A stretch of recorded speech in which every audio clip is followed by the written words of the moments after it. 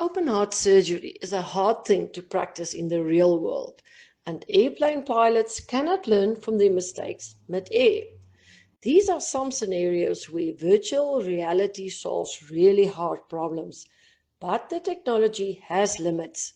That's the upshot of a review of experimental research on VR published in the journal Nature Human Behavior. Virtual reality is not for everything, said Jeremy Bailenson, lead author and director of Stanford's Virtual Human Interaction Lab. According to Bailenson, VR as a medium is very intense as it blocks out the real world and can make users uncomfortable or even make them experience simulator sickness, a type of motion sickness.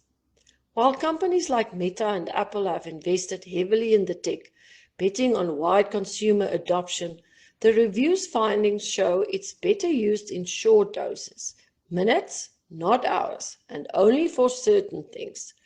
The researchers recommend saving VR for DICE experiences, those which, if done in the real world, would be dangerous, impossible, counterproductive, or then expensive.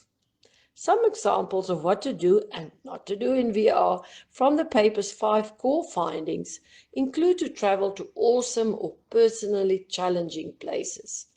The visceral nature of VR lends itself well to experiences where being there really matters.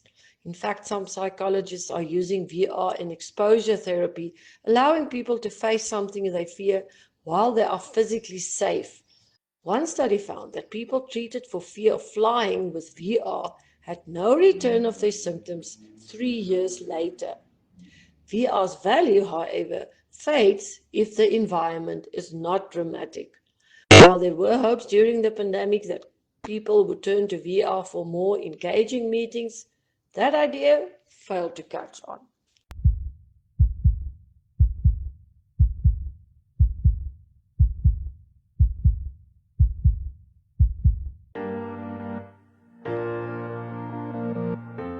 Irongomed is a leading distributor, working in partnership with NewMed and WestMed to meet the comprehensive needs of the Namibian healthcare sector.